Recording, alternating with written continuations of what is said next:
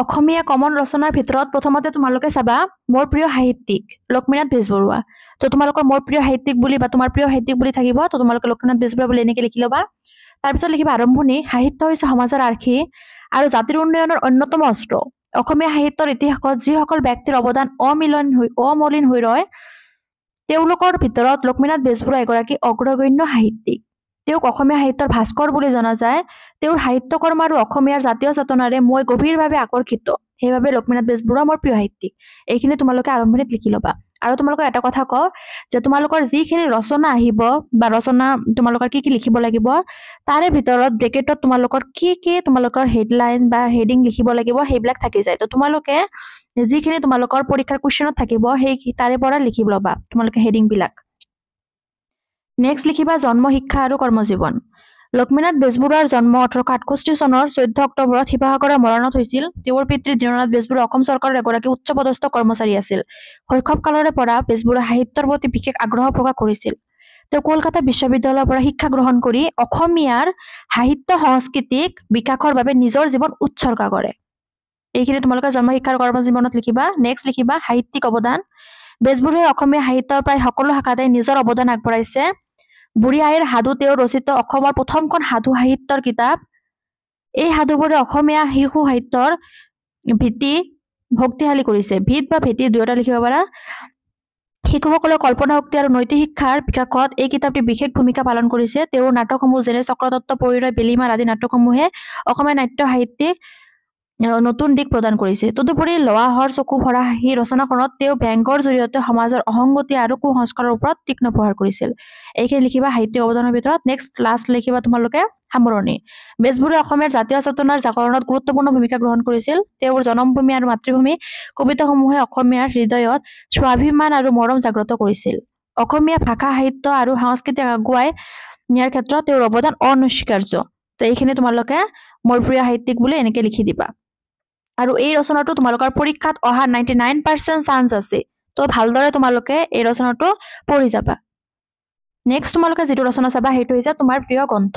তো তোমাৰ প্ৰিয় গ্ৰন্থ বুলি তোমালোকৰ কুৱেশ্যনত থাকিব, কিন্তু তোমালোকে যেতিয়া লিখিবা তেতিয়া এনচাৰত লিখাৰ সময়ত মোৰ প্ৰিয় গ্ৰন্থ বুলি লিখি ল'বা। তেনেকৈ লিখিবা মোৰ প্ৰিয় গ্ৰন্থ ৰামায়ণ। তোমালোকে বেলেগ প্ৰিয় গ্ৰন্থ লিখিব পাৰা, কিন্তু ৰামায়ণটো মোৰ পঢ়ি ভাল লাগে, সেইকাৰণে মই তোমালোকক মোৰ প্ৰিয় গ্ৰন্থ হিচাপে ৰামায়ণো দিছোঁ।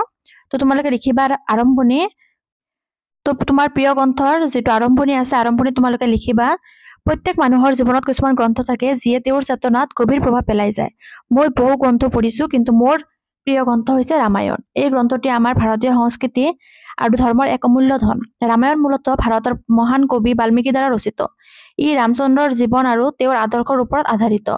ৰামায়ণ কেৱল এক ধৰ্মীয় গ্ৰন্থ নহয়, ই এক জীৱনৰ দিক নিৰ্দেশক। এই গ্ৰন্থৰ পৰা মই বহু কিছু শিকিছোঁ, যিয়ে মোৰ জীৱনৰ পথ চলা সহজ আৰু স্পষ্ট কৰিলে। এইখিনি তোমালোকে আৰম্ভণিত লিখিবা।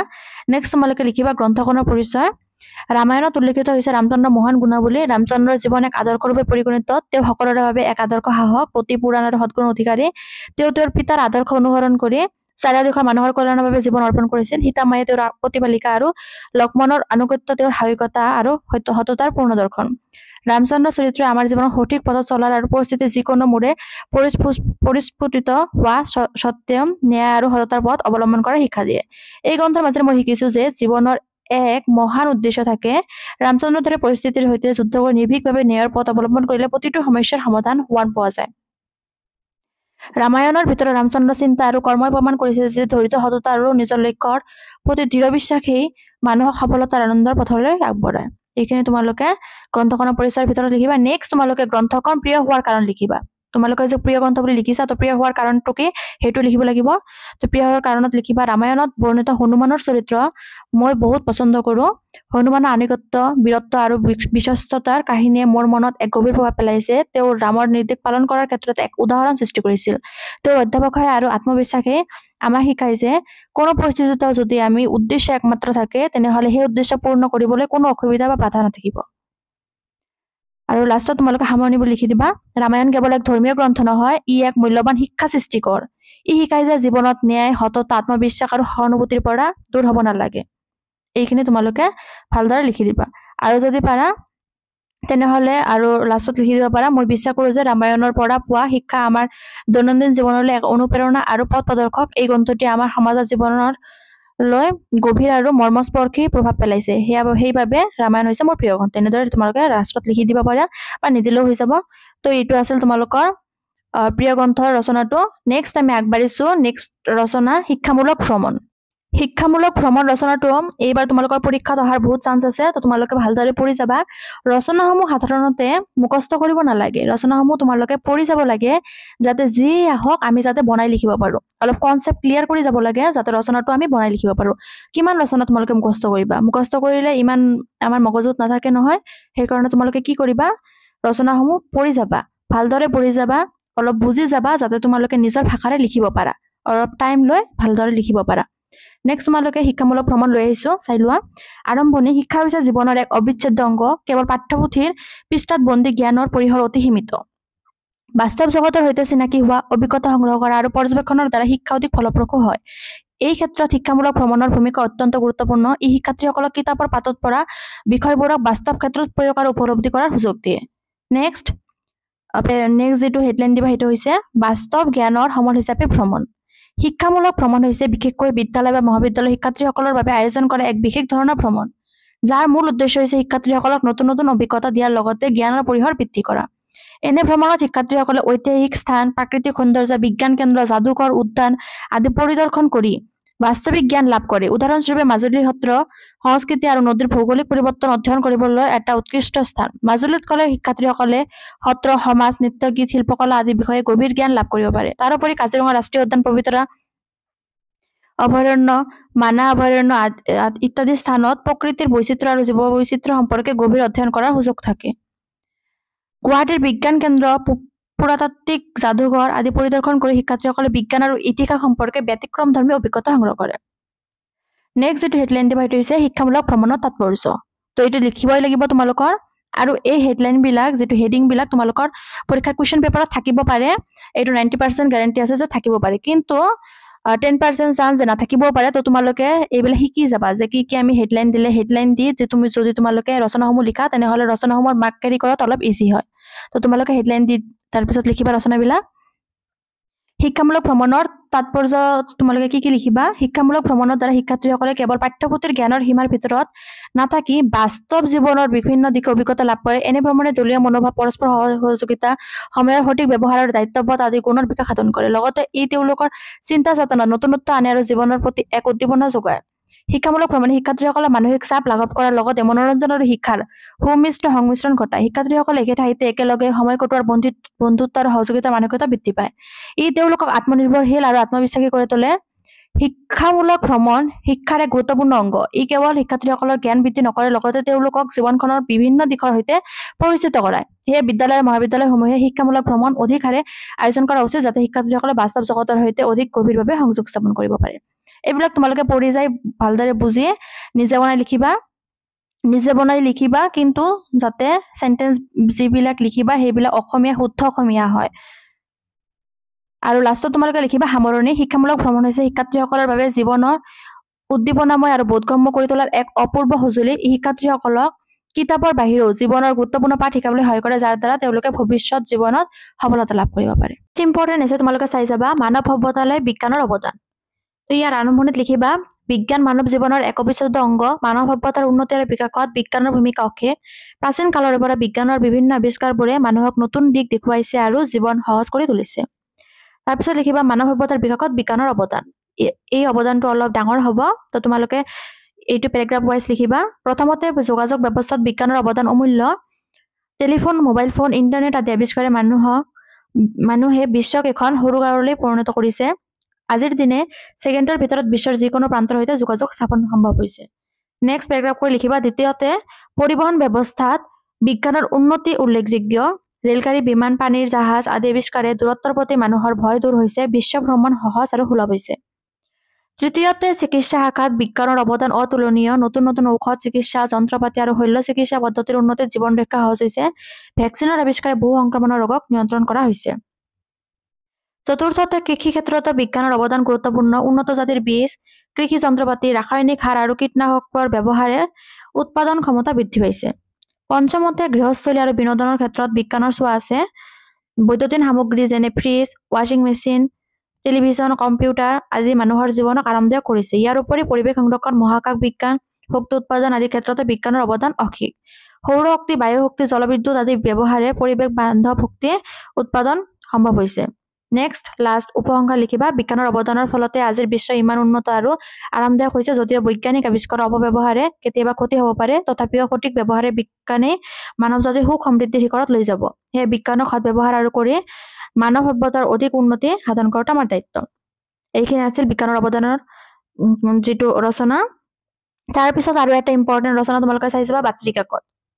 বাতৰি কাকতৰ পৰা চাবা আৰম্ভণি। বাতৰি কাকত হৈছে গণসংযোগৰ এক শক্তিশালী আৰু বিশ্বস্ত মাধ্যম। ই জনসাধাৰণৰ মাজলৈ বিশ্বৰ নানা প্ৰান্তৰ খবৰ তথ্য আৰু ঘটনা সংগ্ৰহ কৰি পঠিয়ায়। যুগ যুগান্তৰ ধৰি বাতৰি কাকতে সমাজ আৰু ৰাষ্ট্ৰৰ বিকাশত এক গুৰুত্বপূৰ্ণ ভূমিকা পালন কৰি আহিছে। তাৰপিছত চাবা বাতৰি কাকতৰ ইতিহাস। বিশ্বৰ ইতিহাসত প্ৰথম বাতৰি কাকত 16শ শতিকাত প্ৰকাশ পাইছিল। ভাৰতত প্ৰথম বাতৰি কাকত আছিল বেংগল গেজেট, যি 1780 চনত প্ৰকাশ হৈছিল। অসমত প্ৰথম বাতৰি কাকত অৰুণোদয় সংবাদ আছিল, যিটো 1846 চনত প্ৰকাশ হয়। তেতিয়াৰ পৰাই অসমৰ সংবাদ জগতৰ এটা নতুন অধ্যায় আৰম্ভ হয়। বাতৰি কাকতৰ প্ৰকাৰ।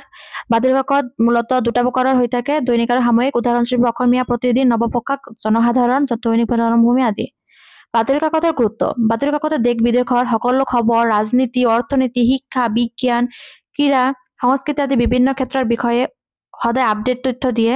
বাতৰি কাকতে জনসাধাৰণৰ মাজত চিন্তাধাৰা বিকাশ ঘটায় আৰু জনমত কৰাত সহায় কৰে। শিক্ষাৰ্থীৰ বাবে বাতৰি কাকত জ্ঞানৰ এক গুৰুত্বপূৰ্ণ উৎস। ইয়াৰ মাধ্যমে ছাত্ৰ ছাত্ৰীসকলে বিভিন্ন বিষয়ে অৱগত হ'ব পাৰে। বাতৰি কাকতৰ বিনোদন বিভাগত গল্প, কবিতা, হাস্য, ব্যংগ, চলচ্চিত্ৰ, ক্ৰীড়া আদি সংক্ৰান্ত ৰসাল তথ্য প্ৰকাশ পোৱা যায়। চাকৰি বিজ্ঞাপন, ব্যৱসায়িক খবৰ, বজাৰ মূল্য সূচক আদি বাতৰি কাকতৰ জৰিয়তে জানিব পৰা যায়। আৰু লাষ্ট টপিকত লিখিবা উপসংহাৰ। বাতৰি কাকত সমাজৰ অগ্ৰগতি আৰু গণসচেতনতা বৃদ্ধিত এক অমূল্য ভূমিকা পালন কৰে। তথাপি বাতৰি কাকতে সত্যতা, নিৰপেক্ষতা আৰু বিশ্বাসযোগ্যতা অটুট ৰাখি সংবাদ প্ৰস্তুত কৰা উচিত।